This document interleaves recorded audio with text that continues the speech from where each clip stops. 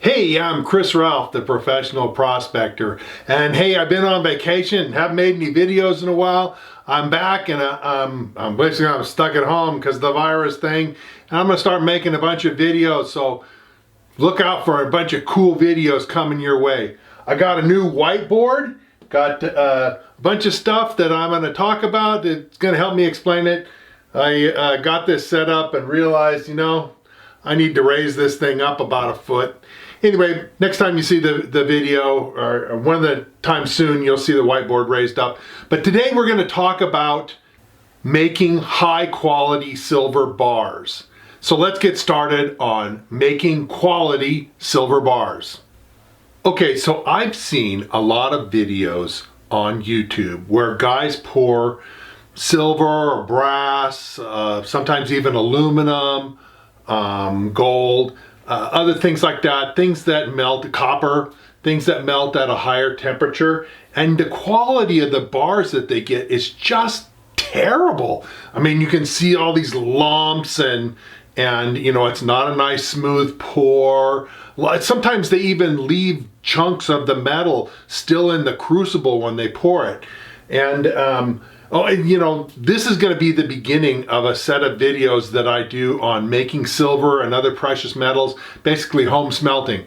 We're going to get to our furnace later today, and you're going to really like seeing that because, like I say, I'm going to pour a couple of silver bars. I'm going to show you how to do it right. So what's the important thing about getting good quality bars? What do you need to do to be successful? Well, the first thing you need to do is get the right temperature. And a lot of times guys will turn on their furnace. You'll see them run their furnace for a while. It's red hot. They look into the furnace. They can see that the metal is melted in the crucible. So they think, okay, good to go. And they take it out and they get these terrible looking bars. Well, you need to know the temperature. You need a device that can tell you, oh, is it hot enough? A lot of times what they're doing is, they may not be getting it hot enough to begin with, okay? And so you gotta get it not just, 50 or 100 degrees above the melting point. You gotta get it well above the melting point so you have a little time. The other thing you need to do is to get your mold nice and hot. What they're pouring into, a lot of times just too cold. They'll heat it up a little bit, but then they'll set it down and it'll sit there and cool for a few minutes while they diddle and get ready and that kind of stuff. And by the time they pour into it, the mold is cold. And the metal is only a little bit above the melting temperature, so it gets in there, and as soon as it gets into the mold, boop, it solidifies. Then they pour a little more in there, and boop, there's another, and so you end up with this lumpy bar that has all these marks of where, another pour of metal came into the mold. So you gotta get your mold hot, okay? The other thing, another one, is don't wait. Even if you get it to the right temperature and your mold is nice and hot, if you get out there and you take your mold off and you set it aside and you open your furnace and you clean out some of the junk and you wait, and then you go grab your tongs and then you get ready and then you do it and then you set the crucible down, you grab it different. By the time you've done all that stuff, the thing has dropped in temperature 300 degrees. And even if you had a good temperature to start with, yeah, because you diddled and squiddled, it's now too cold. And so they pour and you get this lumpy bar. So don't wait. You don't want to hurry and be dangerous, but you need to move right along, all right? And then the final one is to use a flux. Okay, that's important. Basically, a lot of times the guys will just use a little tiny bit of flux to help them gather up the slag or whatever dross that's in their metal that they're melting, and that's it. If you're trying to pour a quality silver bar or something like that, do use a significant amount of flux, a slag basically. So when I will pour this silver, I'll have a volume almost 50-50 of flux and bar. And what happens is, as I pour the material into the mold, the flux, which is on top, will go in first, and it kind of makes the mold hot so that when the hot metal hits in there, then the mold is plenty hot. See, the flux will preheat even as I'm pouring in. Even though I heated it to begin with quite amount, you know, to make up for whatever cooling has taken place while I've taken the crucible out, I will you know, pour the flux in there and it will kind of heat it up so that when the metal actually flows in there, you'll get a good smooth pour with a nice refining look to it. Okay, so here is the mold we're going to use. This is a mold, I think, that has a maximum of about I think it's 20 ounces of gold, but it'll easily hold 5, 6, 7 ounces of silver, which is the range that I'm going to pour. I'm going to do 2 pours. I've got one that I'm doing, and then I've got some scrap that I'm going to do.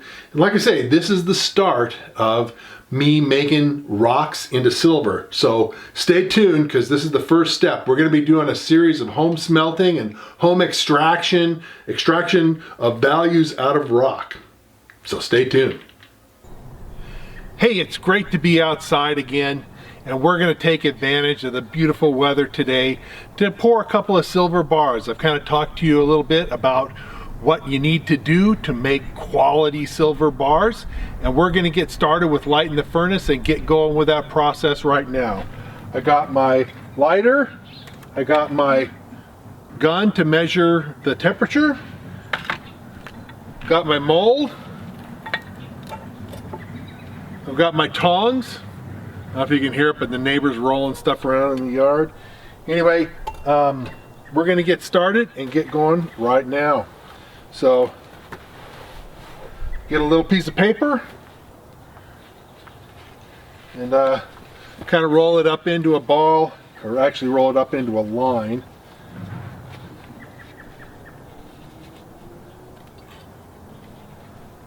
I'll start that on fire. There we go. Put that in there.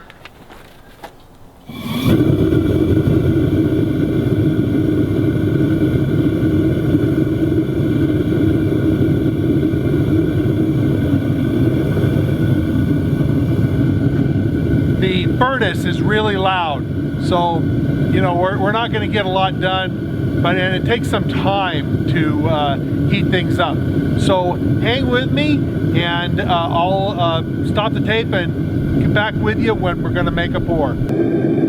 Okay, I think we're up to temperature now, so let's go ahead and give our bar a pour. I've got the mold all heated and a brick to put the mold on that's hot itself to keep the mold warm. We'll give it a pour, we'll turn off the fuel, and we'll pour it out and see what we get.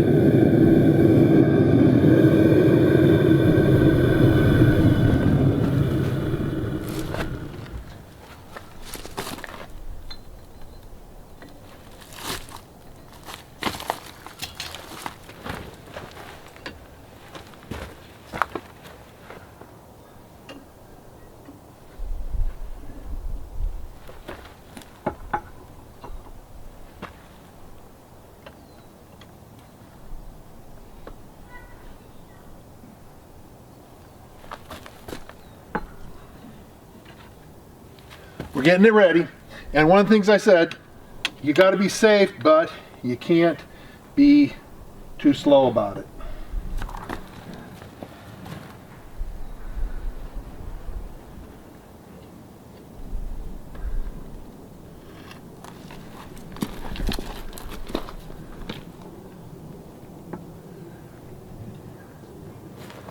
Because it's cooling off the whole time.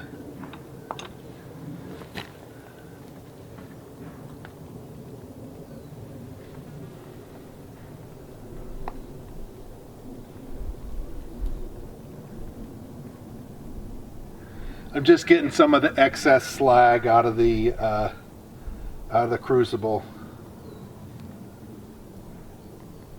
You saw the metal go in.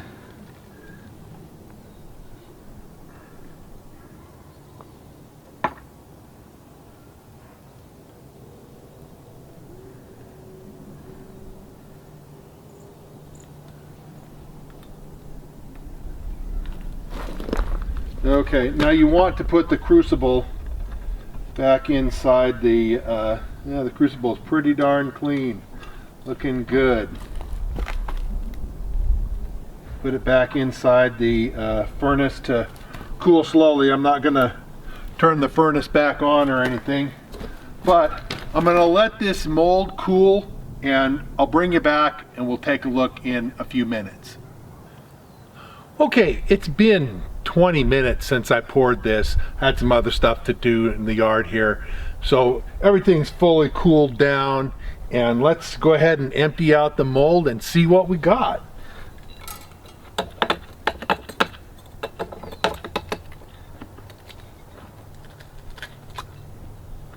Huh. Here's our silver bar. You can see the bar is solid. It's got some slag around it, but it's a good clean pour suitable for shipping off to a smelter or refiner. And that's what we're trying to produce here, is a good looking bar. I'll go ahead and hit it a couple times to get the slag off of it. Yep, slag comes off pretty easy. That's another sign of a good pour, is that the slag comes off easy. It's a nice clean pour and the slag comes off. So I hope you've enjoyed our look today at melting and pouring silver. So here is a view of the bar close up. You can see that it's smooth. It's got a little discoloration on the surface of it, but it's bright and silvery and a good quality bar. And it's ready basically to send to a refiner to cash in and get your amount. Now, 5.7 troy ounces is not a lot of silver and would not return a huge amount of cash. I'd certainly, if I were sending in a load of silver, want to send in a lot more than that. But you can see the bar is ready to go, just in the shape that it's in. You know, if you want to be a better prospector and learn more about finding your own gold and silver, well, I wrote a book about that, and I'm going to tell you a little bit more about my book right now. So let me tell you a little bit more about my book. It's called Fistful of Gold, and I wrote it because I want you to be able to go out and find for yourself Fistful of Gold. And you can see that it's an encyclopedia with all kinds of information, pictures, and that sort of thing. It's not in color, but color would have cost me a lot more to have printed, and so the book would have cost a lot more. It's for sale on Amazon, and you can pick it up. I'll put a link in the description below. I also serve as the editor for a prospecting magazine. It's ICMJ's Prospecting and Mining Journal. And honestly, you should check that out. We got stories and information, legal stuff, everything you know to increase your skills as a prospector. I write articles in this every month, and a lot of other very experienced prospectors contribute to the magazine as well. So check the magazine out. Also, I have a website, and the website is at NevadaOutbackGems.com. I'll put a link for it in the description below, but there's gobs of information there that you will find useful in your prospecting efforts. Finally, I want to say that I really appreciate your comments and thoughts, and even positive criticism. Don't come on there and just toss out insults, because I'll just delete your comments. But if you've got helpful things to say and questions to ask, do write and put those in the comments, because I answer my comments to people, and you'll hear from me in responding to you. So if you've enjoyed this video and you like what you see and you're interested in finding out more, well then sign up, subscribe, and hit the notification bell so they'll let you know when I post new videos. And like it and share it if again you see stuff that you really are excited about. And I'll be coming out with lots more new videos, and so we'll see you again real soon.